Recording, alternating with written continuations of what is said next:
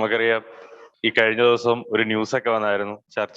ഈ ഓതറൈസ്ഡ് ചർച്ചുകളിൽ മാത്രമേ ആരാധന പറ്റത്തുള്ളൂ എന്നുള്ളത്. ഇനിയും റൂൾസ് ഒക്കെ എഗെയിൻസ്റ്റ് ആയിട്ട് വരാനാണ്. നമ്മൾ ഭയങ്കര കംഫർട്ടിന്റെ കീഴിലിരുന്നാണ് നമ്മൾ സത്യം പറഞ്ഞ കർത്താവിനെ ആരാധിക്കുകയൊക്കെ ചെയ്യുന്നത്. പാകിസ്ഥാനിലും ചൈനയിലും ഒക്കെ അണ്ടർഗ്രൗണ്ട് ചർച്ചകളിലാണ് ദൈവത്തെ ആരാധിക്കുകയും സ്തുതിക്കുകയൊക്കെ ചെയ്യുന്നത്. ഭയങ്കര എന്താ പറയുന്നത്, വെല്ലുവിളിയുടെ മധ്യത്തിലാണ് അവർ ദൈവത്തെ അറിയുന്നത് തന്നെ. ഇപ്പം പലപ്പോഴും ഈ സഭയ്ക്ക് വിരോധമായ നിയമങ്ങളൊക്കെ വരുമ്പോൾ, അല്ലെങ്കിൽ സഭയ്ക്ക് വിരോധം എന്ന് പറയാൻ പറ്റത്തില്ല, കാരണം സഭയ്ക്ക് വിരോധമായ ഒരു നിയമങ്ങളും ഇല്ല. കാരണം നമ്മൾ ആത്മീയ സഭയാണ്. നമ്മുടെ സഭയ്ക്ക് വിരോധമായി നമുക്കൊരു പൊളിറ്റിക്കൽ കിങ്ഡത്തിന്റെ ആവശ്യമില്ല എന്നുള്ളതാണ് ക്രിസ്തീയ വിശ്വാസത്തിന്റെ ഒരു പ്രത്യേകത എന്ന് പറഞ്ഞു കഴിഞ്ഞാൽ. നമുക്കൊരു രാജ്യം പ്രത്യേകിച്ച് റൂൾസ് ഒന്നും വേണ്ട. നമ്മൾ ആത്മാവിന്റെ ലൈഫാണ്. അവിടെ പ്രത്യേകിച്ച് റൂൾസും റെഗുലേഷൻസും ഒന്നും നമുക്ക് പ്രശ്നമല്ല. ഇനി ഏത് നിയമം വന്നാലും നമുക്ക് പ്രശ്നമില്ല എന്നുള്ളതാണ് ഒരു പ്രത്യേകത. പക്ഷെ പലപ്പോഴും ആൾക്കാര് ഭയങ്കര വറീഡ് ആകുന്നത് ഇങ്ങനെയുള്ള റൂൾസ് ഒക്കെ വരുമ്പോൾ അത് അവർക്ക് ഒരു വിഷമമായിട്ട് മാറും. അതിപ്പം എല്ലാവർക്കും കൂടി വരാനുള്ള, ഇപ്പം നേരത്തെ എവിടെ വേണേലും കൂടി വരായിരുന്നു, ഇപ്പൊ അങ്ങനെ പറ്റത്തില്ലല്ലോ, അങ്ങനെയുള്ള ഒരു വിഷമത്തിലേക്ക് കൊണ്ടുപോകാൻ ചിന്തിക്കാറുണ്ട് മനുഷ്യരങ്ങനെ. കർത്താവ് എന്തോ പറഞ്ഞ യോഹന്നാന്റെ സുവിശേഷം അതിന്റെ 18-ാം അധ്യായം 36-ാമത്തെ വാക്യം ഇങ്ങനെ പറയുന്നു: എന്റെ രാജ്യം ഐഹികമല്ല. എന്റെ രാജ്യം ഐഹികമായിരുന്നുവെങ്കിൽ എന്നെ യഹൂദന്മാരുടെ കയ്യിൽ ഏൽപ്പിക്കാതെ വണ്ണം എന്റെ ചേവകർ പോരാടുമായിരുന്നു. എന്നാൽ എന്റെ രാജ്യം ഐഹികമല്ല എന്ന് ഉത്തരം പറഞ്ഞു. കർത്താവിന്റെ രാജ്യം ഐഹികമല്ല. ഐഹികമല്ല എന്ന് വെച്ചാൽ ഈ ലോകത്തല്ല കർത്താവിന്റെ രാജ്യം. ഇപ്പൊ കർത്താവ് വരുന്നതേ വലിയ നിസ്സഹായനായിട്ടാണ് ലോകത്തിൽ വരുന്നത്. വലിയ ചേവകരുമായിട്ടോ അല്ലെങ്കിൽ ഒരുപാട് ദൂതന്മാരുടെ സംഘമായിട്ടൊക്കെ ഒന്നും അല്ല. കർത്താവ് ഇനി വരുന്നുണ്ട്, ദൂതന്മാരുടെ ശക്തിയോടെ വരുന്നുണ്ട്. പക്ഷെ കർത്താവ് അന്ന് വന്നത് രാജ്യം സ്ഥാപിക്കാനല്ലായിരുന്നു വന്നേ. തന്റെ രാജ്യം ഐഹികമല്ലായിരുന്നു. കർത്താവ് ഈ രാജ്യം നശിപ്പിക്കാനാണ് ഇനി വരുന്നത്. ഈ ലോകം തവിടുപൊടിയാക്കാനും വേണ്ടിയാണ് ഇനി വരുന്നത്. അപ്പൊ കർത്താവ് ആദ്യം വന്നത് നമുക്ക് വേണ്ടി തകർക്കപ്പെടുവാനായിരുന്നു, അല്ലെ? കർത്താവ് ആദ്യം വന്നത്. അപ്പം കർത്താവ് പറയുന്നത് എന്റെ രാജ്യം ഐഹികമല്ല, ഇവിടെ എനിക്ക് രാജ്യമില്ല. അതുപോലെ തന്നെ നമുക്കും ഇവിടെ രാജ്യമില്ല. നമുക്കും ഇവിടെ എന്താ പറയുന്നത്, നമ്മളെ ഇവിടെ യോഗ്യരാക്കി ക്രിസ്ത്യാനികൾക്ക് വേണ്ടിയുള്ള ഒരു രാജ്യമാക്കി തീർക്കുക എന്നുള്ള ഒരു ഉദ്ദേശം ദൈവത്തിനില്ല, കർത്താവിനും ഇല്ല. പല ആൾക്കാരും പ്രാർത്ഥിക്കുമ്പോൾ ക്രിസ്ത്യാനികളുടെ നമുക്ക് അനുകൂലമായി ചിന്തിക്കുന്ന ഒരു ഭരണാധികാരി വരണേ എന്ന് പറഞ്ഞ് പ്രാർത്ഥിക്കാറുണ്ട്, അല്ലെ? ഇലക്ഷൻ നടന്ന സമയത്ത്, അതായത് പ്രൈം മിനിസ്റ്ററിന്റെ ഇലക്ഷൻ നടന്ന സമയത്ത് മോദി ഇന്ത്യൻ പ്രൈം മിനിസ്റ്റർ ആയിട്ട് വരരുത് എന്നുള്ള രീതിയിൽ പ്രാർത്ഥിച്ച ഒരുപാട് ആൾക്കാരുണ്ട്. അതുപോലെ തന്നെ കോൺഗ്രസ് കേരളത്തിൽ ഭരണം എടുക്കരുത്, കമ്മ്യൂണിസ്റ്റുകാർ തന്നെ ഭരണം എടുക്കണം എന്ന് കഴിഞ്ഞാൽ കോൺഗ്രസ്സുകാരും ബി ജെ പിക്കാരുടെ ലിങ്കായിട്ട് ഇവിടെ ബി ജെ പിയുടെ ഇൻഫ്ലുവൻസ് ആ ഭരണത്തിൽ ഉണ്ടാകും എന്ന് പേടിച്ച് കോൺഗ്രസ് തന്നെ, എന്നോടും ആൾക്കാർ പറഞ്ഞിട്ടുണ്ട് കമ്മ്യൂണിസ്റ്റിന് വോട്ട് ചെയ്യണം. ഇപ്പൊ ഞാനാണെങ്കിൽ വോട്ട് ചെയ്യാൻ എനിക്ക് വലിയ താല്പര്യമൊന്നുമില്ലായിരുന്നു. വോട്ട് ചെയ്യണം എനിക്ക് പക്ഷെ വോട്ട് ചെയ്യാൻ വലിയ താല്പര്യമൊന്നുമില്ലായിരുന്നു. പക്ഷെ എന്നെ നിർബന്ധിച്ച് കമ്മ്യൂണിസ്റ്റ് തന്നെ വോട്ട് ചെയ്യണം എന്ന് അന്ന് നിർബന്ധിച്ച വിശ്വാസികളുടെ കൂട്ടത്തിലുള്ള ആൾക്കാരുണ്ട്. നമ്മൾ എന്തിനാണ്, ആരെയാണ് പേടിക്കുന്നത് എന്നുള്ളതാണ് നമ്മൾ മനസ്സിലാക്കേണ്ട കാര്യം. കാരണം നമുക്ക് ഇവിടെ രാജ്യം കർത്താവ് പണിയാൻ ഉദ്ദേശിക്കുന്നില്ല. വാഗ്ദത്തങ്ങൾ ഇവിടെ ഉള്ളതിനനുസരിച്ചല്ല. വാഗ്ദത്തങ്ങളും സ്വർഗത്തിലാണ്. വാഗ്ദത്തം ഒന്നും ഇവിടെ ഉള്ളതല്ല. എന്തേലും പുതിയ നിയമ വാഗ്ദത്തങ്ങൾ ലോകമായിട്ട് ബന്ധപ്പെട്ടുണ്ടോ? ഇല്ല, ഒരു വാഗ്ദത്തങ്ങളും ഇല്ല. എല്ലാം നിത്യമായിട്ട് ബന്ധപ്പെട്ടുള്ളതാണ്. അപ്പൊ നമുക്കിവിടെ വറീഡാകേണ്ട ഒരു കാര്യമില്ല. പിന്നെ നമുക്കിവിടെ ഉള്ള ഒരു കാര്യം എന്ന് പറഞ്ഞു കഴിഞ്ഞാൽ കഷ്ടതയാണ്. നമ്മൾ കഷ്ടതയ്ക്കായിട്ട് നിയമിക്കപ്പെട്ടവരാണെന്നാണ് തെസ്സലോനിയർക്ക് എഴുതിയ ലേഖനത്തിൽ പറയുന്നത്. 1 തെസ്സലോനിയർ അതിന്റെ 3-ാം അധ്യായം 3 മുതലുള്ള വാക്യം: കഷ്ടം അനുഭവിപ്പാൻ നാം നിയമിക്കപ്പെട്ടിരിക്കുന്നു എന്ന് നിങ്ങൾ തന്നെ അറിയുന്നുവല്ലോ. നാം കഷ്ടം അനുഭവിക്കേണ്ടി വരുമെന്നും ഞങ്ങൾ നിങ്ങളോട് കൂടെ ഇരുന്നപ്പോൾ മുമ്പ് കൂട്ടി പറഞ്ഞിട്ടുണ്ട്. അവണ്ണം തന്നെ സംഭവിച്ചു എന്ന് നിങ്ങൾ അറിയുന്നു. അപ്പൊ കഷ്ടം അനുഭവിപ്പാൻ നാം നിയമിക്കപ്പെട്ടിരിക്കുന്നു എന്നാണ് പൗലോസ് പറയുന്നത്. ജഡത്തിൽ നമുക്ക് കഷ്ടമുണ്ട്, ലോകത്തിൽ നമുക്ക് കഷ്ടമുണ്ട്. കർത്താവും ജഡത്തിൽ കഷ്ടം അനുഭവിച്ചായിരുന്നു ലോകത്തിലായിരുന്നത്. കർത്താവിന്റെ രാജ്യവും ഐഹികമല്ലായിരുന്നു. കർത്താവിന് ലോകത്തിൽ കഷ്ടമുണ്ടായിരുന്നു, താൻ ജഡത്തിൽ കഷ്ടം അനുഭവിച്ചു. അതുപോലെ തന്നെ നമ്മളും ജഡത്തിൽ കഷ്ടം അനുഭവിക്കേണ്ടവരാണ്. പക്ഷെ ഇന്ന് സുവിശേഷം ജഡത്തിൽ സുമുഖം തരും എന്നും പറഞ്ഞാണ് പലപ്പോഴും കേൾക്കപ്പെടുന്നത്. പക്ഷെ അങ്ങനല്ല. നമ്മൾ കഷ്ടം അനുഭവിക്കാനും വേണ്ടിയാണ് നിയമിക്കപ്പെട്ടിരിക്കുന്നത്. അതുപോലെ തന്നെ നമ്മൾ മനസ്സിലാക്കേണ്ട ഒരു കാര്യം, നമുക്ക് ഇവിടെ നൽകപ്പെട്ട നിയമങ്ങളും ഭരണാധികാരികളും എല്ലാം ദൈവത്താൽ നിയമിക്കപ്പെട്ടവരാണ്. ഇനി ഏത് വലിയ നിയമങ്ങൾ വന്നാലും ദൈവത്താൽ നിയമിക്കപ്പെട്ടതാണ്. എല്ലാം ദൈവം അനുവദിക്കാതെ ഇവിടെ ഒരു നിയമവും വരത്തില്ല. അപ്പൊ നിയമം വന്നിട്ട് പോയിട്ട് ഈച്ച പോലും പറക്കണമെങ്കിൽ ദൈവത്തിന്റെ പരമാധികാരത്തിന്റെ കീഴിലേ നടക്കത്തുള്ളൂ. അപ്പൊ അതുകൊണ്ട് നിയമം വരുന്നത്. പലപ്പോഴും ആൾക്കാരുടെ ആ ഒരു ആങ്സൈറ്റി കണ്ടു കഴിഞ്ഞാൽ ദൈവം ഇതൊന്നും അറിയുന്നില്ല, ഇതൊക്കെ നമ്മൾ പ്രാർത്ഥിച്ചിട്ട് ദൈവത്തെ അറിയിപ്പിക്കണം, അതിനുവേണ്ടിയാണ് ഉപവാസവും പ്രാർത്ഥനയൊക്കെ, ഭയങ്കര കഷ്ടപ്പെട്ട് ദൈവത്തെ അറിയിക്കുകയാണ്. ദൈവം ഇതൊന്നും അറിയുന്നതേ ഇല്ല. ദൈവം ഇതൊക്കെ അനുവദിച്ചിട്ടാണ് ലോകത്തിലൊക്കെ സംഭവിക്കുന്നത്. കർത്താവ് ലോകത്തിലേക്ക് വന്നപ്പോൾ കർത്താവിന് അനുകൂലമായ ഭരണാധികാരികളായിരുന്നോ?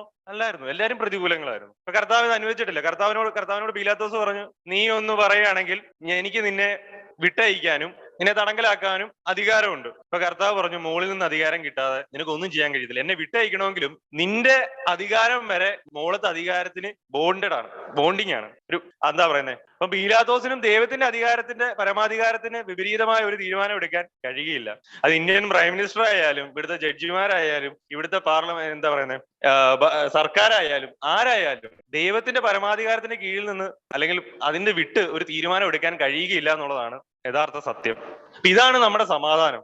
നമ്മൾ ഈ നിയമങ്ങളൊക്കെ വരുമ്പോഴും നമ്മൾ ദൈവത്തിന്റെ പരമാധികാരം നമുക്ക് മേൽ നിൽപ്പുണ്ട്, സഭയുടെ മേൽ നിൽപ്പുണ്ട്, അല്ലെങ്കിൽ ലോകത്തിന്റെ മേൽ നിൽപ്പുണ്ട്. അപ്പം ദൈവത്തിന്റെ പരമാധികാരത്തെ അംഗീകരിക്കുന്നതാണ് ഞാൻ ഓരോ ഇങ്ങനെയുള്ള പ്രതികൂലങ്ങൾ വരുമ്പോഴും സ്തോത്രം ചെയ്തു പോകുന്നത്. അപ്പൊ സ്തോത്രം ചെയ്യുമ്പോൾ കർത്താവേ സ്തോത്രം, നിന്റെ പദ്ധതികളായതെല്ലാം നടക്കുന്നത്. അപ്പം ദൈവത്തിന്റെ പരമാധികാരം ഞാൻ അംഗീകരിക്കുകയാണ് എന്റെ സ്തോത്രത്തിലൂടെ.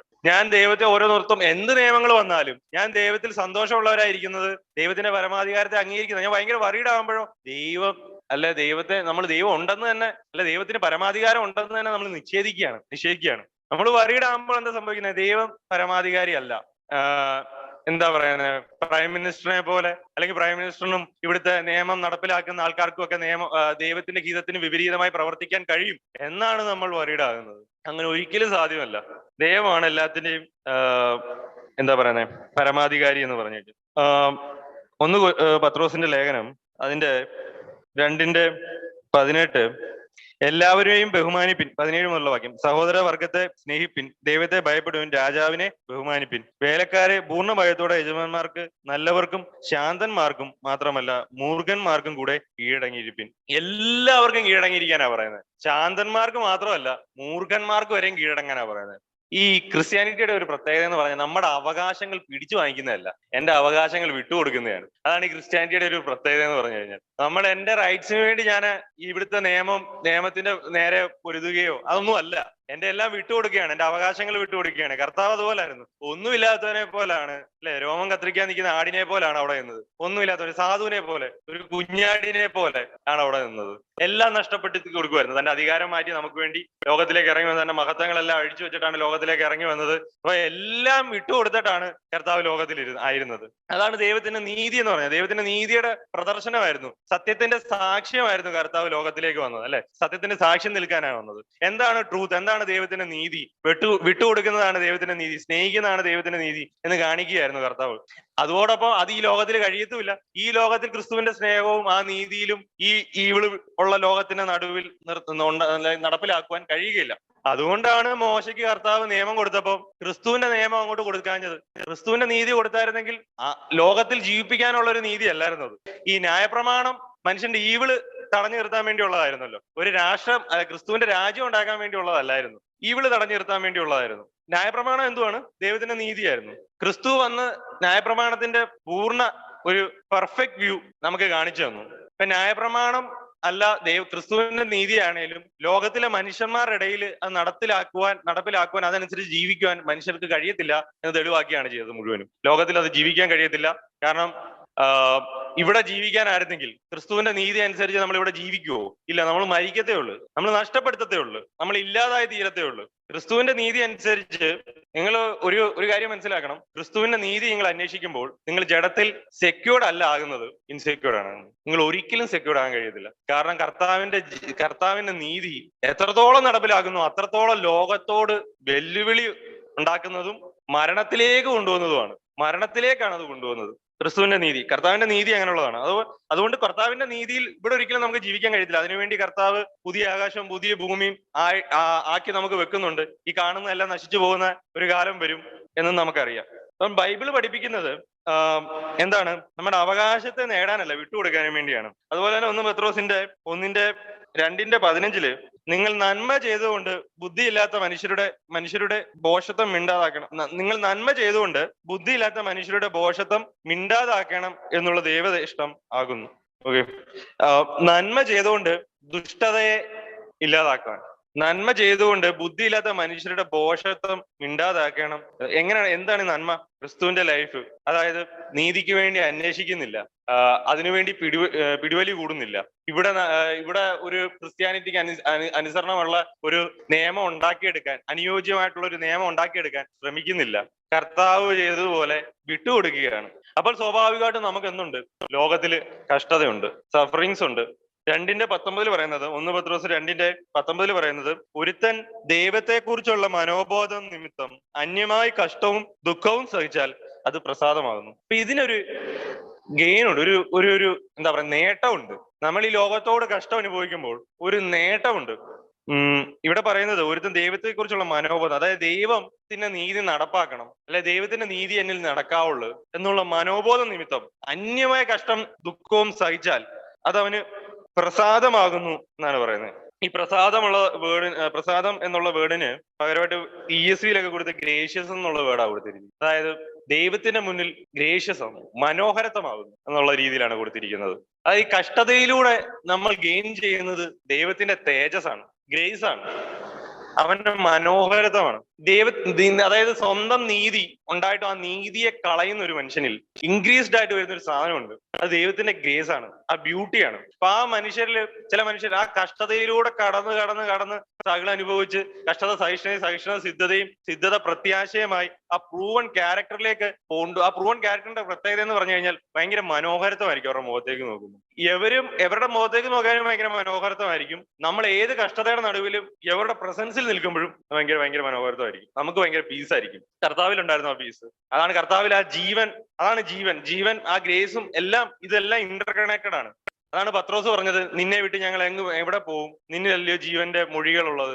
കർത്താവിന്റെ അടുത്ത് നിൽക്കുമ്പോൾ അവർക്കുണ്ടാക്കുന്ന ഒരു സമാധാനം, ഞങ്ങൾ തൊട്ടും കണ്ടും അനുഭവിച്ചു പറഞ്ഞ ജീവന്റെ വചനം, അത് അവർക്കുണ്ടായിരുന്ന ഒരു ജീവന്റെ എക്സ്പീരിയൻസ്, കഷ്ടതയെ, ഈവിളിനെ ഇല്ലാതാക്കുന്ന, ഇരുട്ടിനെ ഇല്ലാതാക്കുന്ന, ഏത് അന്ധകാരത്തിന്റെ നടുവിലും അത്ഭുത പ്രകാശമാക്കി നമ്മളെ മാറ്റുന്ന ഒരു ഭയങ്കര ഗ്രേസ്. അതാണ് ചർച്ചിനെ ലോകത്തിന്റെ നടുവിൽ, ഇരുട്ടിന്റെ നടുവിൽ ഭയങ്കര ബ്യൂട്ടി ആക്കി മാറ്റുന്നത്, മനോഹരത്വമുള്ളതാക്കി മാറ്റുന്നത്. അനേകർ കർത്താവിലേക്ക് അടുക്കുവാൻ കാരണമാകുന്നതും ഈ ഗ്രേസ് ആണ്. നമ്മുടെ ഗ്രേസ് ആണ് അവരെ അട്രാക്റ്റഡ് ആക്കുന്നത്, പലരെയും വെളിച്ചമാകുന്നതാണ്. അപ്പോസ്തല പ്രവൃത്തി അതിന്റെ 14-ാം അധ്യായം 22-ാമത്തെ വാക്യം ഇങ്ങനെ പറയുന്നു, വിശ്വാസത്തിൽ നിലനിൽക്കണം എന്ന് നാം അനേക കഷ്ടങ്ങൾ കൂടി ദൈവരാജ്യത്തിൽ കടക്കേണ്ടതാകുന്നു എന്നും പ്രബോധിപ്പിച്ച് ശിഷ്യന്മാരുടെ മനസ്സ് ഉറപ്പിച്ചു പോന്നു. വിശ്വാസത്തിൽ നിലനിൽക്കണമെന്നും നാം അനേക കഷ്ടങ്ങളിൽ കൂടി ദൈവരാജ്യത്തിൽ കടക്കേണ്ടതാകുന്നു. അപ്പം കഷ്ടങ്ങൾ ദൈവരാജ്യത്തിന് മുമ്പേ നമുക്ക് മുന്നൊരുക്കി വെച്ചിരിക്കുന്ന കാര്യമാണ്. ഇവിടെ ആണെങ്കിൽ തന്നെയും നമ്മൾ ദൈവരാജ്യം അനുഭവിക്കുന്നത് ഈ കഷ്ടതയുടെ മധ്യയാണ്. അതായത് ലോകത്തിലെ നിയമങ്ങളൊക്കെ വിരുദ്ധമായിരിക്കുമ്പോൾ, ഞാൻ അറിയട്ടെ, ചൈനയിൽ കർത്താവിൽ വിശ്വസിച്ച് അവര് ദൈവത്തിന്റെ രാജ്യത്വം അനുഭവിക്കുന്നതിന്റെ അത്രയും നമ്മൾ ചിലപ്പോൾ അനുഭവിക്കാൻ ഇടയാകത്തില്ല. കാരണം അവിടെ ലോകം അവർക്ക് ഒട്ടും അനുകൂലമല്ല. അപ്പൊ അവരുടെ ആ കഷ്ടത, ദൈവൻ രാജാവായിരിക്കുന്നുണ്ട്, ഇത് എത്ര പ്രതിസന്ധി വന്നാലും ദൈവമാണ് ഞങ്ങളുടെ രാജാവ്, ഞങ്ങളെ ഒന്നും ചെയ്യുവാൻ ആർക്കും കഴിയത്തില്ല, ഇനി മരിച്ചാലും ഞങ്ങൾ കർത്താവിന്റെ അടുത്തേക്ക് പോകുന്നു. അപ്പൊ എത്ര പ്രത്യാശ വളരുമല്ലേ. അവരിൽ ദൈവരാജ്യം അനുഭവിക്കുന്നത് ഇരട്ടിയാണ്. അപ്പൊ കംഫർട്ട് സോൺ സത്യം പറഞ്ഞാൽ ജഡത്തിൽ ഒരിക്കലും ക്രിസ്തുവിനെ നിങ്ങൾക്ക് അനുഭവിക്കണം. ക്രിസ്തുവിനെ നമ്മൾ അനുഭവിക്കുന്നത് അവന്റെ കഷ്ടങ്ങളിലൂടെ കടന്നുപോയിട്ടാണ്. കർത്താവിൻ ലോകത്തിൽ ജഡത്തിൽ കഷ്ടം അനുഭവിച്ചു, നമ്മളും അവന്റെ കഷ്ടങ്ങളിലൂടെ കടന്നുപോയിട്ടാണ് ദൈവരാജ്യം അനുഭവിക്കുന്നത്. അപ്പൊ ഇവിടെ റൂൾസ് ഒക്കെ എഗൈൻസ്റ്റ് ആകുമ്പോൾ നമ്മൾ സന്തോഷിപ്പിൻ, ദൈവരാജ്യം നമുക്ക് കൂടുതൽ അനുഭവിക്കാനുള്ള വകയാണിതെല്ലാം, വഴിയാണിതെല്ലാം. കർത്താവിന്റെ എന്താ പറയുന്നത്, പരമാധികാരം നടക്കുന്നു, അത് അനുഭവിക്കുവാൻ, എല്ലാ കഷ്ടതയുടെ മധ്യത്തിലും കർത്താവിന്റെ പരമാധികാരം നടക്കുന്നു എന്നുള്ള ബോധ്യം, അതിൽ സന്തോഷത്തോടെ ദൈവം രാജാവായിരിക്കുന്നു, ക്രിസ്തു രാജാവായിരിക്കുന്നു, അതിൽ സന്തോഷത്തോടെ മുന്നോട്ട് പോകാൻ കഴിയും ഈ കഷ്ടതയുടെ മധ്യ. അവിടെ വെച്ചാണ് ഇത് പ്രൂവ് ആകുന്നത്, തെളിയിക്കപ്പെടുന്നത്. നമ്മുടെ ഈ പുറത്തെ എല്ലാ പ്രത്യാശകളും ഒളിഞ്ഞുപോയി അകത്തെ ആ ജീവൻ പുറത്തു വരുന്നത് അവിടെ വെച്ചാണ്, കഷ്ടതയിലൂടെയാണ്. ക്രിസ്തുവിന്റെ ക്രൂശിലൂടെ തന്റെ ജഡശരീരം തകർത്ത് ആത്മാവിനാൽ താൻ ജീവിക്കുകയാണ്. അതുപോലെ തന്നെയാണ് നമ്മളിൽ സംഭവിക്കുന്നത്. നമ്മുടെ പുറം ഷെല്ല് തകർന്ന്, ലൗകികമായ ജീവിതം തകർന്ന് ആത്മാവിന്റെ ജീവിതം നമ്മളിൽ നിന്ന് റിലീസ്ഡ് ആകുകയാണ്. അങ്ങനെയാണ് ക്രിസ്തുവിന്റെ ലൈഫിന് നമ്മൾ അവന്റെ മരണത്തോട് ഏകീഭവിക്കുമ്പോൾ പുനരുദ്ധാനത്തോടും ഏകീഭവിക്കും. ഇപ്പൊ കഷ്ടതയുടെ മധ്യത്തില് നമ്മൾ പറഞ്ഞു ദൈവത്തിന്റെ തേജസ്സിന്റെ ഓഹരിക്കാരായി നമ്മൾ മാറുന്നുണ്ട്. അപ്പം ഇത് നമുക്ക് ഇനിയിപ്പോ നമ്മൾ നാളെ മുതൽ ഇതൊക്കെ കേട്ടിട്ട് ഇതൊക്കെ നമ്മൾ കുറെ കേട്ടിട്ടുള്ള കാര്യങ്ങളാണ്. ഇതൊക്കെ കേട്ട് നമ്മൾ ഓരോ ദിവസവും കഷ്ടത തീരുമാനമെടുത്ത് നടപ്പിലാക്കാൻ പോയി കഴിഞ്ഞാൽ, ഇപ്പൊ ഞാൻ തീരുമാനിക്കുകയാണ് ഇന്ന് മുതൽ ഞാൻ കഷ്ടത അനുഭവിക്കാൻ തീരുമാനമെടുത്തിരിക്കുന്നു എന്ന് പറഞ്ഞ് കഷ്ടത അനുഭവിക്കാൻ തീരുമാനമെടുത്ത് നിങ്ങൾ പോവുകയാണെങ്കിൽ നിങ്ങളുടെ ഹൃദയത്തിൽ മുറിവുകൾ മാത്രമേ കാണത്തുള്ളൂ. എല്ലാവരുടെ മുറിവുകളായിരിക്കും. ഞാൻ ഇങ്ങനെയൊക്കെ ചെയ്യുന്നു, അവൻ ചെയ്യുന്നില്ല, അവൻ ക്രിസ്ത്യാനിയാണെന്ന് പറഞ്ഞിട്ട് ബൈബിൾ ഇങ്ങനെ എഴുതിയിരിക്കുന്നു, എന്നിട്ട് അവൻ ഇങ്ങനെയല്ലല്ലോ ജീവിക്കുന്നത്, അതുകൊണ്ട് ഞാൻ മാത്രം ഇങ്ങനെ ജീവിക്കുന്നു. ചിലപ്പോൾ അവര് ഇച്ചിരി കൂടെ പരിജ്ഞാനമുള്ള ഒരാളാണെങ്കിൽ, പരിജ്ഞാനം എന്ന് പറയാൻ പറ്റില്ല, ഇച്ചിരി കൂടെ എന്താ പറയുന്നത്, ബുദ്ധിയുള്ള ഒരാളാണെങ്കിൽ ഇങ്ങനെ പറയത്തില്ല. പ്രസംഗത്തിലൂടെ ഒക്കെ ഇങ്ങനെയുള്ള ശുശ്രൂഷകളിലൂടെ ഒക്കെ അങ്ങ് നിങ്ങൾ മര്യാദക്ക് ജീവിക്കണം എന്നുള്ള രീതിയിൽ പ്രസംഗിക്കത്തേ ഉള്ളൂ. അപ്പം ദൈവത്തിന്റെ ആത്മാവ് ഒരിക്കലും ക്രിസ്തുവിന്റെ ആത്മാവിനാലാണ് പ്രേരിതപ്പെട്ട് കർത്താവിലേക്ക് ആശ്രയിച്ചാണ്, ദൈവത്തിന്റെ ആത്മാവിനാലാണ് നമ്മൾ ഈ കഷ്ടത അനുഭവിക്കുന്നതെങ്കിൽ നമുക്ക് ഒരിക്കലും മുറിവല്ല വരുന്നത്, നമുക്ക് സന്തോഷം വരുന്നത്, ജോയിയാണ് വരുന്നത്. മറ്റുള്ളവർ ഇത് അനുഭവിക്കുന്നില്ലെന്നുള്ള സഹതാപമായിരിക്കും വരുന്നത്, എല്ലാ വേറെ ഒന്നും വരുന്നില്ല. അപ്പൊ നമ്മൾ കർത്താവിന്റെ ആത്മാവിനാൽ ഇതെങ്ങനെ അനുഭവിക്കുന്നത്? അവനിൽ ആശ്രയിച്ചാണ്, അവന്റെ പരമാധികാരത്തിലും അവനിലും ആശ്രയിച്ചാണ്, അവന്റെ കഴിവിലും ആശ്രയിച്ചാണ് ഞാൻ ഈ കഷ്ടതയുടെ മധ്യയിലൂടെ കടന്നു പോകുന്നത്. എന്റെ കഴിവിലും എന്റെ ബുദ്ധിയിലും ആശ്രയിച്ചല്ല, അവന്റെ കഴിവിലും അവൻ വിശ്വാസത്താൽ വ്യാപരിക്കുന്ന അവന്റെ ശക്തിയിലും. അപ്പൊ ഞാൻ അവനെ വിശ്വസിക്കുമ്പോൾ ആ ത്രൂ ഫെയ്ത്ത് എന്നിൽ ഒരു ശക്തി വ്യാപരിക്കുന്നുണ്ട്. ഇതാണ് മീഡിയം ടൂൾ, ആ പാലം, ദൈവത്തിന്റെ ശക്തി എന്നിലേക്ക് വ്യാപരിപ്പിക്കാനുള്ള പാലം എന്ന് പറഞ്ഞാൽ ഫെയ്ത്ത് ആണ്, അല്ലാതെ വേറെ വഴിയൊന്നുമില്ല. ഫെയ്ത്ത് ആണ് ആത്മാവിനെ ആക്ടിവേറ്റ് ചെയ്യിപ്പിക്കുന്നത്. നമ്മുടെ ആത്മാവിനെ നമുക്ക് ആക്ടിവേറ്റ് ചെയ്യാൻ കഴിയത്തില്ല. നമ്മുടെ ആത്മാവ് എന്നാൽ ഞാൻ ഇന്ന് മുതൽ ജഡത്തിൽ നിന്ന് പ്രവർത്തിക്കുന്നില്ല, ആത്മാവെ പ്രവർത്തിക്ക് എന്ന് പറഞ്ഞ് ആത്മാവിനെ പ്രവർത്തിപ്പിക്കാൻ കഴിയത്തില്ല. കാരണം ആത്മാവിനെ പ്രവർത്തിപ്പിക്കണമെങ്കിൽ നമുക്ക് അധികാരമില്ല. ആത്മാവിനെ നമ്മളിൽ നിന്ന് ജീവന്റെ പ്രവൃത്തി കൊണ്ടുവരുന്നത് ദൈവമാണ്. നമ്മൾ ദൈവത്തിലേക്ക് ഡിപ്പെൻഡ് ചെയ്യുമ്പോൾ ദൈവമാണ് ഈ പവറിനെ റിലീസ് ചെയ്യുന്നത്. നമ്മുടെ ഉള്ളിൽ നിന്നാണ്, മേളിൽ നിന്ന് ഇങ്ങനെ ഇറങ്ങി വരുമല്ല. ദൈവത്തിന്റെ ആത്മാവ് നമ്മുടെ ഉള്ളിൽ ഇരിപ്പുണ്ട്. ആ ആത്മാവ് തന്നെ നമ്മളിൽ നിന്ന് ഈ ഗ്രേസ്, ദൈവത്തിന്റെ ശക്തിയെ റിലീസ് ചെയ്യുന്നത്.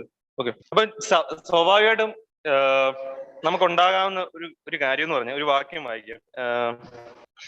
1 പത്രോസ് അതിന്റെ 2:11.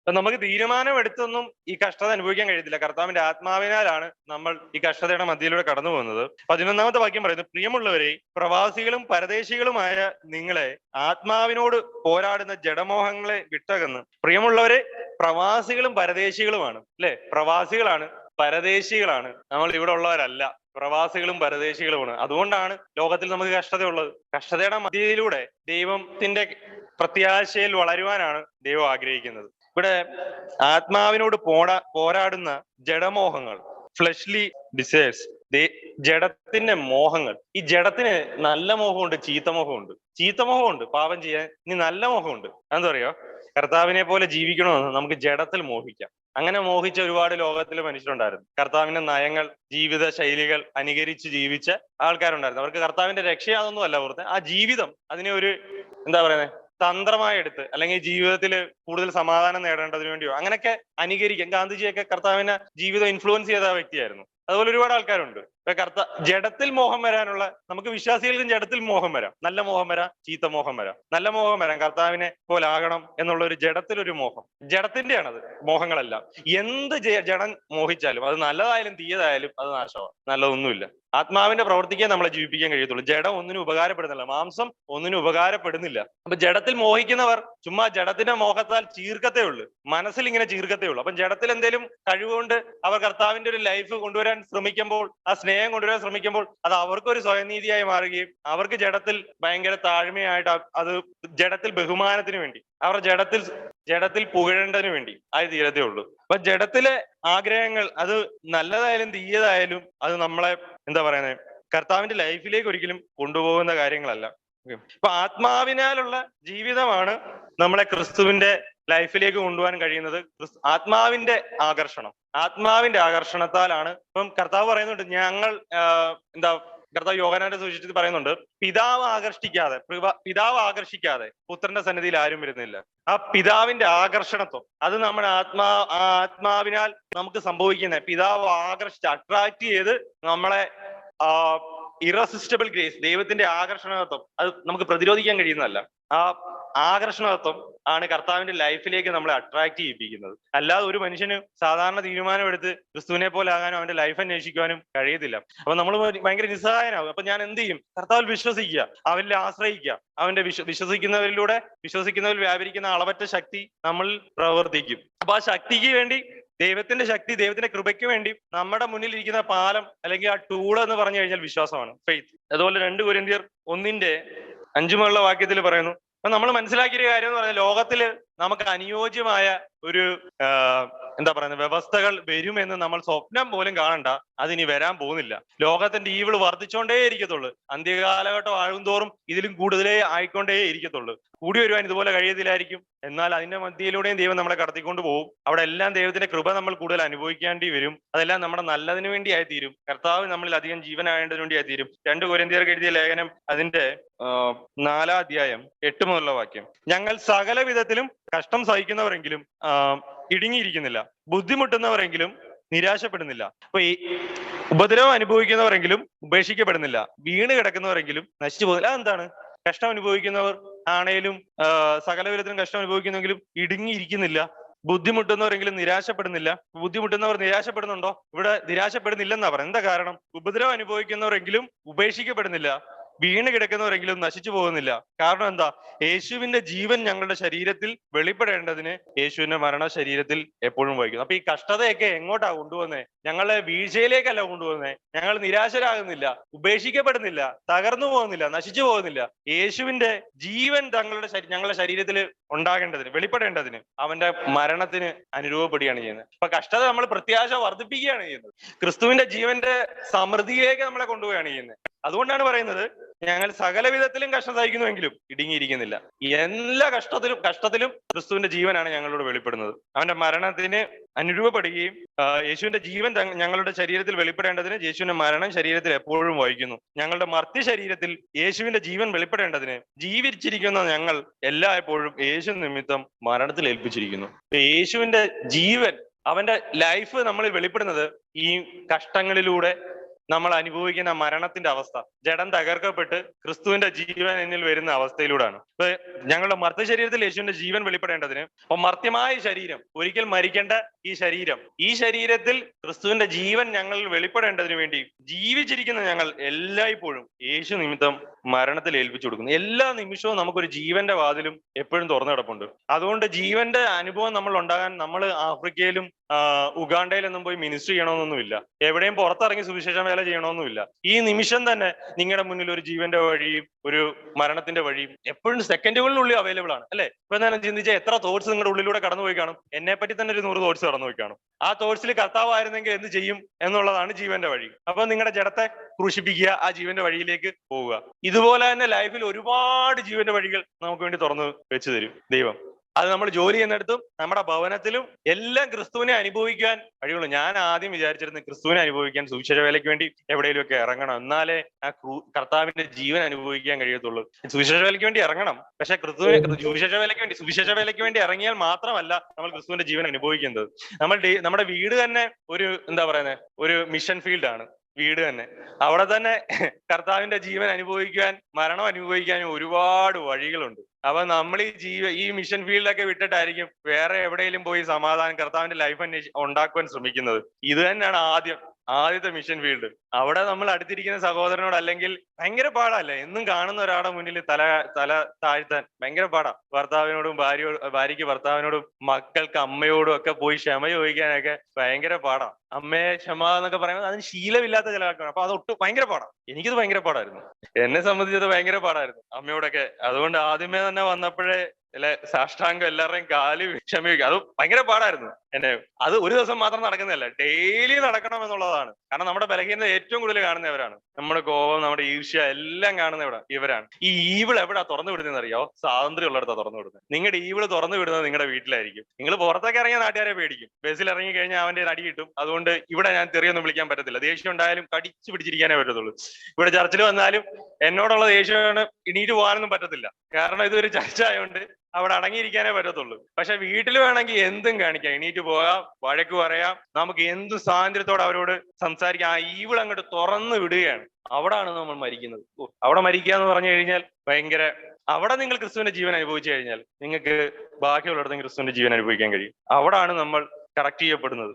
ഞങ്ങളുടെ മർത്യ ശരീരത്തിൽ യേശുവിന്റെ ജീവൻ വെളിപ്പെടേണ്ടത് ജീവിച്ചിരിക്കുന്ന ഞങ്ങൾ എല്ലായ്പ്പോഴും യേശു നിമിത്തം മരണത്തിൽ ഏൽപ്പിക്കപ്പെടുന്നു. 17-ാമത്തെ വാക്യം പറയുന്നു. അപ്പൊ ഈ കഷ്ടതകളൊക്കെ എന്തിലേക്ക് കൊണ്ടുപോകുന്നു? 17-ാമത്തെ വാക്യത്തിലേക്ക് വരുമ്പോൾ പൗലോസ് പറയാണ്, നുടിനേരത്തേക്കുള്ള ഞങ്ങളുടെ ലഘുവായ കഷ്ടം അത്യന്ത അനവധി തേജസ്സിന്റെ നിത്യഘനം ഞങ്ങൾക്ക് കിട്ടുവാൻ ഹേതുവാകുന്നു. ഈ കഷ്ടങ്ങളൊക്കെ ഈ മരണമൊക്കെ ഒരു സംഭവം കൂട്ടുന്നുണ്ട്. നമുക്ക് കാണാൻ കഴിയത്തില്ലെന്നേ ഉള്ള സാധനം, പക്ഷെ നമുക്ക് കൃപയായി വെളിപ്പെടുന്നുണ്ട്.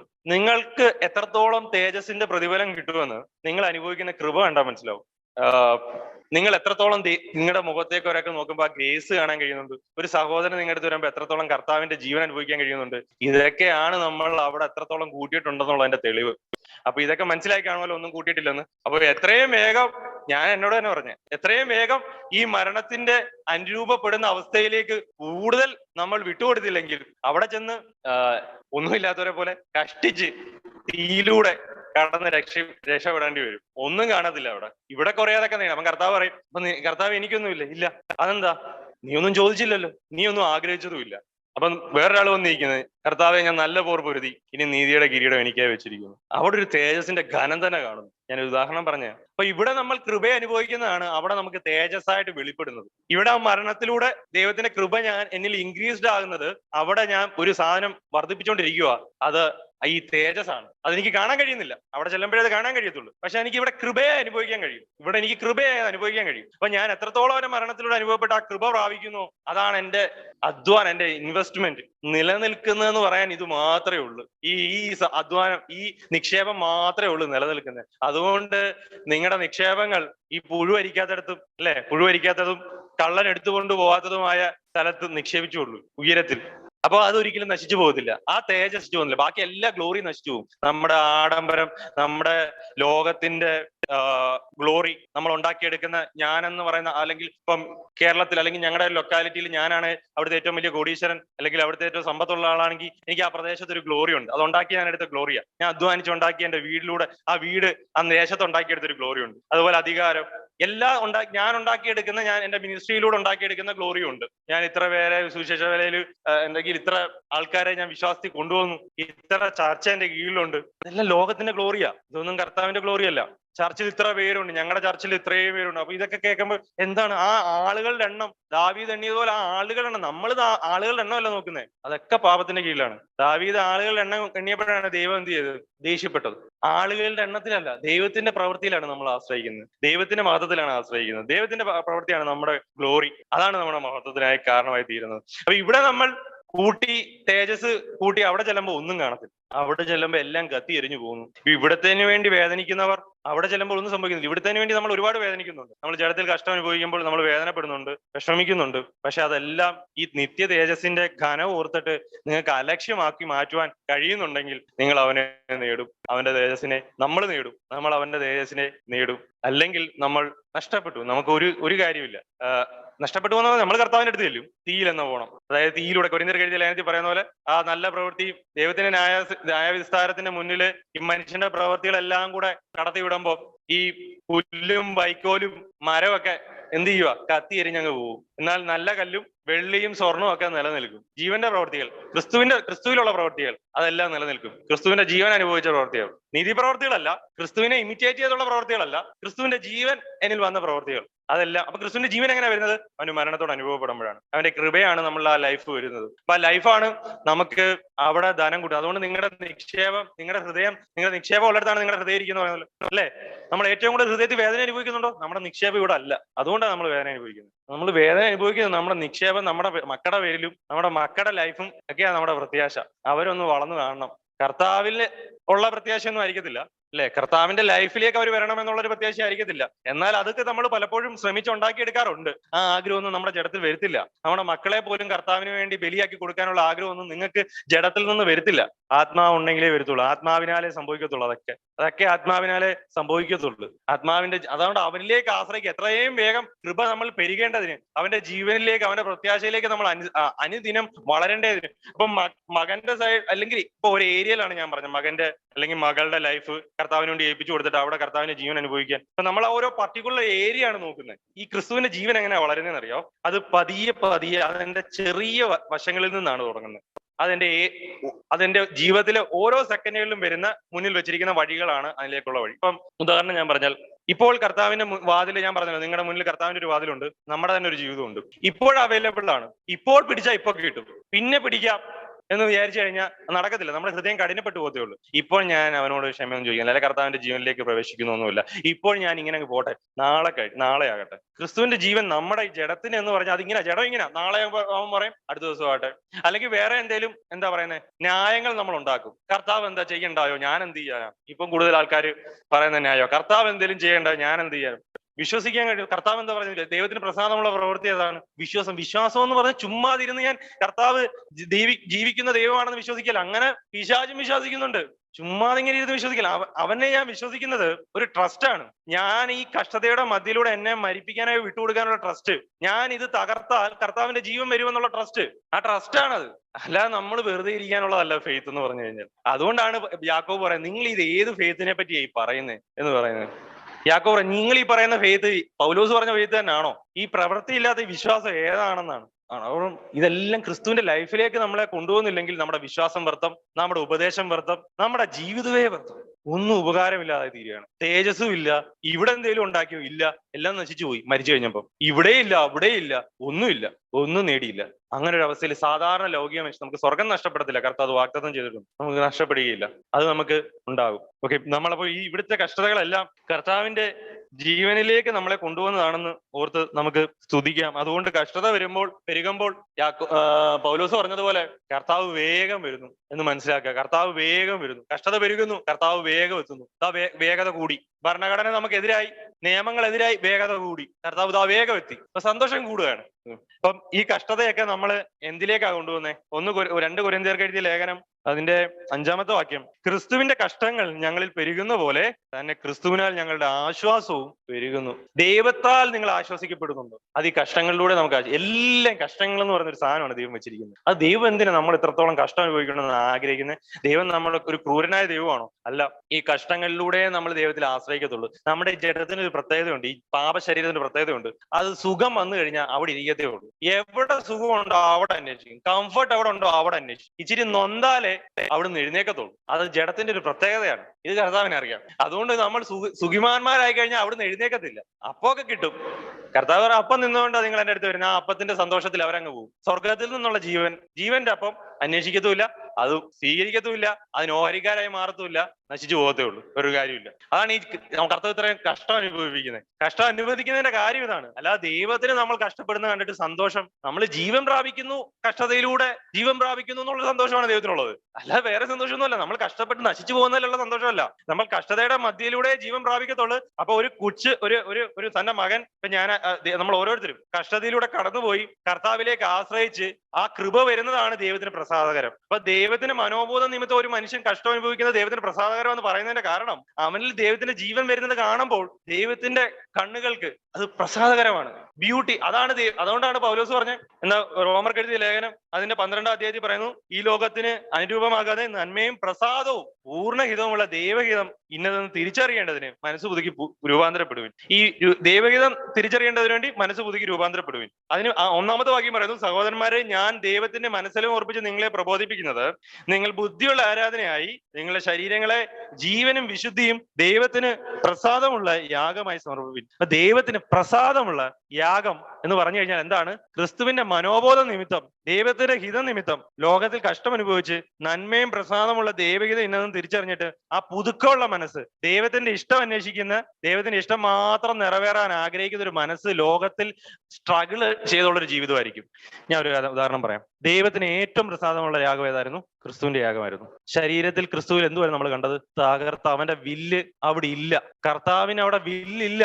പിതാവിന്റെ ഇഷ്ടം നടക്കട്ടെ എന്നാ പറയുന്നത്. അതാണ് ദൈവത്തിന്റെ പ്രസാദകരം. പിതാവിന്റെ ഇഷ്ടം നിറഞ്ഞൊരു മനസ്സ്, പിതാവിന്റെ ഇഷ്ടം മാത്രമുള്ള മനസ്സ് ഈ ഒരു യാഗത്തിന് തുല്യമാണ്. പുറംചട്ടയിൽ പുറമേ നമ്മളൊരു യാഗമായി തീരുകയാണ്. പ്രാണന്റെ യാഗം. എന്റെ പ്രാണന്റെ ഇഷ്ടങ്ങളോട് ഞാൻ മരിച്ചു, എന്റെ ഇഷ്ടങ്ങളോട് ഞാൻ മരിച്ചു. അതാ ക്രിസ്തുവിൽ ഞാൻ കാണുന്നതാണ്, അതിലേക്കാണ് നമ്മളെ വിളിച്ചിരിക്കുന്നത്. ഓക്കെ, അപ്പൊ നമ്മൾ ഓരോ ദിവസവും ഇവിടെ ആയിരിക്കുമ്പോൾ കർത്താവിന്റെ കഷ്ടതയാണ് നമുക്ക് മുന്നിൽ വെച്ചിരിക്കുന്ന ജീവന്റെ വഴിയിലേക്കുള്ള ഒരു മാർഗം എന്ന് പറഞ്ഞു കഴിഞ്ഞാൽ കർത്താവിനോടുകൂടെ മരണം അനുഭവിച്ച് അവന്റെ കഷ്ടത അനുഭവിക്കുന്നത്. അതുകൊണ്ടാണ് പൗലോസ് പറയുന്നത് ഫിലിപ്പിയ ലേഖനം അതിന്റെ 3:10 പറയുന്നു, അവന്റെ മരണത്തോട് അനുരൂപപ്പെട്ടിട്ട് അവനെയും അവന്റെ പുനരുദ്ധാനത്തിന്റെ ശക്തിയെയും അവന്റെ കഷ്ടാനുഭവങ്ങളുടെ കൂട്ടായ്മയും അനുഭവിച്ചറിയേണ്ടതിന് ഇങ്ങനെ വല്ല വിധേനയും മരിച്ചവരുടെ ഇടയിൽ നിന്നുള്ള പുനരുദ്ധാനം പ്രാപിക്കണമെന്ന് വെച്ചും ഞാൻ അവന്റെ നിമിത്തം എല്ലാം ഉപേക്ഷിച്ച് ചവറുകെന്ന് എണ്ണുന്നു. അവിടെ താൻ എല്ലാം ഉപേക്ഷിച്ച് നിൽക്കുകയാണ്, ഇനിയും എല്ലാം ഉപേക്ഷിക്കുന്നു പറയാണ്. താൻ അവിടെ ജയിലിലാണ്. അപ്പൊ ഇനിയും മരണം അനുഭവിക്കുക, അവന്റെ പുനരുദ്ധാനം ഇനിയും അറിയേണ്ടതിന് ഒരൊറ്റ വഴിയുള്ളൂ. ഈ കർത്താവിനോടുള്ള കഷ്ടം അനുഭവിക്കുന്നതിലൂടെയാണ് നമ്മൾ അവന്റെ പുനരുദ്ധാനത്തിന്റെ ശക്തിയിലേക്ക് കയറുന്നത്. ആ പൊറൻഷ്യലിൽ തകർന്ന് അകത്ത മനുഷ്യൻ വെളിപ്പെടുകയാണ്. അതുപോലെ തന്നെ അത് തന്നെയാണ് നമ്മുടെ ഈ ദൈനംദിന ജീവിതത്തിൽ നടക്കുന്നത്. നമ്മുടെ പുറം മനുഷ്യൻ നാൾക്ക് നാൾ ക്ഷയിക്കും, അകം മനുഷ്യൻ എന്ത് ചെയ്യുക, ശക്തിയോടെ വരികയാണ്. കൊലോസ്യ ലേഖനം പറയുന്ന പോലെ അപ്പൊ ക്രിസ്തുവിന്റെ യാഗമാണ് നമുക്ക് വെച്ചിരിക്കുന്നത്. നമ്മൾ ദൈവത്തിന്റെ മുന്നിൽ വെച്ച് ഇതേ യാഗം പോലെ കർത്താവ് തന്റെ ഹിതങ്ങൾ ക്രൂശിലേൽപ്പിച്ച് അവിടെ തകർത്തതുപോലെ നമ്മളും ദൈവത്തിന്റെ ഹിതത്തിനായി തന്നെ മനസ്സിനെ കർത്താവിന്റെ ലൈഫിൽ ഒരിക്കലും ദൈവത്തിന്റെ ഹിതത്തിന് വിപരീതമായ ഒരു ഹിതം വരത്തില്ല, ചെറിയൊരു ഡൈവേർഷൻ പോലും വരത്തില്ല. കർത്താവിൽ ഉണ്ടായിരുന്ന ദൈവത്തിന്റെ ഹിതം പെർഫെക്റ്റ് ആണ്. തന്റെ ഇഷ്ടങ്ങൾ, ആ ജഡം തകർക്കപ്പെടുന്നത് അവിടെ തന്റെ ഇഷ്ടങ്ങളും കൂടെ ആണ്. കർത്താവ് പറയുന്നത് എന്റെ ഇഷ്ടമല്ല, നിന്റെ ഇഷ്ടം നടക്കട്ടെ. ആണ് ദൈവത്തിന്റെ മുന്നിൽ പ്രസാദകരമായ യാഗം. അതിലേക്കാണ് നമ്മളെ വിളിച്ചിരിക്കുന്നത്. അത് ദൈവരാജ്യത്തിലേക്ക് കണക്കിടേണ്ടതിന് വേണ്ടിയാണ് നമ്മളെ ഓരോരുത്തരും വിളിച്ചിരിക്കുന്നത്. അതിനുവേണ്ടിയാണ് സഭയാക്കിയിരിക്കുന്നത്. ക്രിസ്തുവിന്റെ ക്രൂശിന്റെ അനുഭവങ്ങൾ ബാക്കി പൂരിപ്പിക്കാൻ അതിനുവേണ്ടിയാണ് സഭയായി നമ്മൾ ആയിരിക്കുന്നത്. ആ ക്രൂശ് മരണത്തിന്റെ തികവിന് വേണ്ടി സഭയും ആ ദൈവരാജ്യവും അതിലൂടെ കടന്നുപോയി നിവൃത്തിയാകേണ്ടതിന് വേണ്ടി ആണ് നമ്മൾ ഓരോരുത്തരും ആയിരിക്കുന്നത്. അതുകൊണ്ട് ഇനി എത്ര വലിയ നിയമം വന്നാലും നമ്മൾ ആരും ഭയപ്പെടണ്ട, ചഞ്ചലിക്കണ്ട. അതൊക്കെ അതിന്റെ വഴി നടന്നോളൂ. നമുക്ക് ഒട്ടും ടെൻഷനില്ല. നമ്മൾ ഇതിനാൽ ബാധിക്കപ്പെടുന്നില്ല. നമ്മൾ ആത്മാവിനാൽ ജീവിക്കുകയാണ്. നമുക്കിനി ഒരു പൊളിറ്റിക്കൽ കിങ്ഡത്തിന്റെയും ആവശ്യമില്ല. മുസ്ലിങ്ങൾക്ക് അതിന്റെ ആവശ്യമുണ്ട്. അതുകൊണ്ടാണ് മുസ്ലിങ്ങൾ എപ്പോഴും അവരുടെ രാജ്യം സ്ഥാപിക്കാൻ, അള്ളാഹുവിന്റെ രാജ്യം സ്ഥാപിക്കാനും വേണ്ടി ഓരോ രാജ്യങ്ങൾ അവർ ശ്രമിക്കുന്നത്. അവരുടെ ഖുർആൻ അനുസരിച്ച് നിയമങ്ങൾ അനുസരിച്ച് ജീവിക്കണമെങ്കിൽ ആ ഖുർആൻ അനുസരിച്ച് ഭരിക്കപ്പെടുന്ന ഒരു ഭരണഘടന അവർക്ക് ആവശ്യമുണ്ട്. നമുക്ക് അതിന്റെ ആവശ്യമൊന്നുമില്ല. നമുക്കൊരു നിയമവും ഇല്ല. ഇന്നൊരു രാജ്യത്തിലെ നിങ്ങൾക്ക് ജീവിക്കാൻ കഴിയത്തുള്ളൂ ബൈബിളൊന്നും എഴുതിയിട്ടില്ല. ഇന്നൊരു രാജാവ് നിങ്ങൾക്ക് അങ്ങനൊന്നുമില്ല, ഒരു കാര്യമില്ല. പക്ഷെ ഇന്ന് നമ്മൾ രണ്ട് രീതിയിലുള്ള ഇസ്ലാം കാണാം. റിലീജിയസ് ഇസ്ലാം കാണാം. അതാണ് നമ്മൾ ഇന്ന് സാധാ മനുഷ്യരിലൊക്കെ നമ്മൾ ഇവിടെയൊക്കെ കാണുന്നത്. അവരുടെ ഖുർആൻ ഡൈല്യൂട്ട് ചെയ്ത് ആണ് അവർ ഉപയോഗിക്കുന്നത്. എന്നാൽ തീവ്രമായി ഖുർആൻ അനുസരിക്കുന്നവർ തീവ്രവാദികളായി മാറുകയുള്ളൂ. പൊളിറ്റിക്കൽ കിങ്ഡം, അവരുടെ എക്സാക്ട് ആ കിങ്ഡം വരുന്നതിന് വേണ്ടി, അതിനുവേണ്ടി ഇവിടെ പൊളിറ്റിക്കലി ഇവിടെ ഒരു രാഷ്ട്രം, മുസ്ലിം രാഷ്ട്രം ഉണ്ടാക്കാൻ അവർ ശ്രമിക്കുന്നത്. അത് അവരുടെ ഖുർആൻ വായിക്കുന്ന ഒരാൾക്ക് അങ്ങനെ ആയി തീരാൻ കഴിയത്തുള്ളൂ. പക്ഷെ നമുക്ക് ഇവിടെ നിൽക്കുന്ന നഗരമില്ല. കർത്താവ് നിസ്സഹായനെ പോലാണ് ഇവിടെ വന്നത്. നിസ്സഹായനെ പോലെ തകർത്ത് കൊടുക്കുകയായിരുന്നു ഇവിടെ. കർത്താവ് പറഞ്ഞു, എനിക്ക് ഇവിടെ എന്താണ്, നമുക്ക് ആ വാക്യം ഒന്നുകൂടെ വായിക്കാം. യോഹന്നാന്റെ സുവിശേഷം അതിന്റെ 17-ാം അധ്യായം 36-ാമത്തെ വാക്യം. എന്റെ രാജ്യം ഐഹികമല്ല. അതുകൊണ്ട് നിങ്ങൾ ജോലി ചെയ്യുന്നിടത്തായാലും നമ്മൾ ജോലി ചെയ്യുന്നിടത്തായാലും വീട്ടിലായാലും നമ്മുടെ സഹോദരങ്ങളുടെ അടുത്തായാലും എനിക്ക് എന്റെ നീതിയുണ്ടോ? ഇല്ല. ഞാൻ എന്റെ നീതിയോട് മരിച്ചു. അതുകൊണ്ട് ഞാൻ എന്റെ നീതി ഞാൻ പറയുന്നതൊന്നും മനസ്സിലാക്ക്, എന്റെ ന്യായമൊന്നും നിങ്ങൾ കേക്ക് ഒന്നുമില്ല. അങ്ങനെ നമ്മളൊക്കെ പറയുന്നുണ്ട്, പക്ഷെ ഇല്ല, നമുക്കില്ല. കർത്താവ് ഒന്നും കർത്താവിന് ന്യായം ഉണ്ടായിട്ടും ഞാൻ മിണ്ടാതിരുന്നത്. അതല്ലേ പത്രോസിന്റെ ലേഖനം അതിന്റെ 1 പത്രോസ് അതിന്റെ 2:22 പറയുന്നു, അവൻ പാപം ചെയ്തിട്ടില്ല, അവന്റെ വായിൽ നിന്ന് വഞ്ചന ഒന്നും ഉണ്ടായിരുന്നില്ല. തന്നെ ശകാരിച്ചിട്ട് പകരം ശകാരിക്കാതെയും കഷ്ടം അനുഭവിച്ചിട്ട് ഭീഷണം പറയാതെയും ന്യായമായി വിധിക്കുന്നുവെങ്കിൽ വരമേൽപ്പിക്കുക ചെയ്തത്. നാം പാപം സംബന്ധിച്ച് മരിച്ചു നീതിക്ക് ജീവിക്കേണ്ടതിന് അവൻ തന്റെ ശരീരത്തിൽ നമ്മുടെ പാപങ്ങൾ ചുമന്നുകൊണ്ട് ക്രൂശിൽ കയറി. ഓക്കെ, അപ്പൊ കർത്താവ് എങ്ങനെയായിരുന്നു? അവൻ പാപം ചെയ്തിട്ടില്ല, അവന്റെ വായിൽ നിന്ന് വഞ്ചന ഒന്നും വന്നിട്ടില്ല, തന്നെ ശകാരിച്ചിട്ട് പകരം ഒന്നും മിണ്ടാതെയും കഷ്ടം അനുഭവിച്ചിട്ട് ഭീഷണം പറയാതെയും ന്യായമായി വിധിക്കുന്നതിന്റെ പരമേൽപ്പിക്കത്ര ചെയ്തത്. നമ്മളും ക്രിസ്തുവിന്റെ അതേ നീതിയിലേക്കാണ് ഫോക്കസ് ചെയ്യുന്നത്. എല്ലാം വിട്ടുകൊടുക്കുന്നതാണ് അതായത് നീതി. അപ്പൊ ക്രിസ്തുവിന്റെ നീതി നിവൃത്തിയാകണമെങ്കിൽ എല്ലാം വിട്ടുകൊടുക്കുകയാണ് ചെയ്യുന്നത്. എന്റെ നീതി ഇല്ലാതായി തീരുകയാണ് ചെയ്യേണ്ടത്. അപ്പൊ എന്റെ അവകാശങ്ങൾ, ഇഷ്ടങ്ങൾ, അത് വർക്ക് ചെയ്യുന്നിടത്താണേലും ജോലി എവിടാണേലും നമ്മുടെ അവകാശങ്ങൾ ചോദ്യം ചെയ്യപ്പെടാം. അത് നമ്മൾ ലോകത്തില് ഒരു ക്രിസ്ത്യാനിയെ സംബന്ധിച്ച് അങ്ങനെ ഉണ്ടാകാം. ഒരു സാധാരണ മനുഷ്യനെ സംബന്ധിച്ചും അവകാശങ്ങൾ ചോദ്യം ചെയ്യപ്പെടാം. അവിടെയൊക്കെ നമ്മൾ കർത്താവിന്റെ ലൈഫിലേക്കാണ് നോക്കുന്നത്. എനിക്ക് എന്റെ നീതിയില്ല. നമ്മൾ സമാധാന പുത്രന്മാർ അന്ന് വിളിക്കപ്പെടും. സമാധാന പുത്രന്മാർ, സഭയെ നോക്കി ആരെങ്കിലും സമാധാന പുത്രന്മാർ എന്ന് വിളിക്കപ്പെടുന്നുണ്ടോ? അറിയത്തില്ല. എങ്കിലും ദൈവം ഒരു ശേഷിപ്പിനെ വെച്ചിട്ടുണ്ട്. അത് ലോകത്ത് ഒരു ടെസ്റ്റ് മണിയായിട്ട് തന്നെയാണ് ഇരിക്കുന്നത്. അവര് ക്രിസ്തുവിന്റെ സാക്ഷികളായി അന്നും ഇന്നും ഇരിപ്പുണ്ട്. നമ്മൾ അവരെ കാണുന്നില്ല എന്നുള്ളതേ ഉള്ളൂ. ദൈവം എല്ലാവരെയും ധാരാളമായി അനുഗ്രഹിക്കട്ടെ. ലോകത്തിൽ നമുക്ക് കഷ്ടമുണ്ടെന്ന് കർത്താവ് പറഞ്ഞ പോലെ നമ്മൾ അതിനെ അനുഭവിക്കാനായി വിളിക്കപ്പെട്ടിരിക്കുന്നുവെന്നും അതുപോലെ തന്നെ ഈ നിയമങ്ങളൊക്കെ വിപരീതമായി വരുമ്പോൾ നമ്മൾ കൂടുതൽ സന്തോഷിക്കേണ്ടതാണ് വേണ്ടത്. കർത്താവിന്റെ വരവ് ഏറ്റവും അടുത്തിരിക്കുന്നു. ഇത് നമുക്ക് കർത്താവിന്റെ ലൈഫ് അനുഭവിക്കാൻ ഒരു ടൂളായി മാത്രം നമ്മൾ കണ്ടുകൊണ്ട് ദൈവത്തിനെ സ്തോത്രം ചെയ്യുകയും സ്തുതിക്കാം. ദൈവം അനുഗ്രഹിക്കട്ടെ നമ്മളെല്ലാം.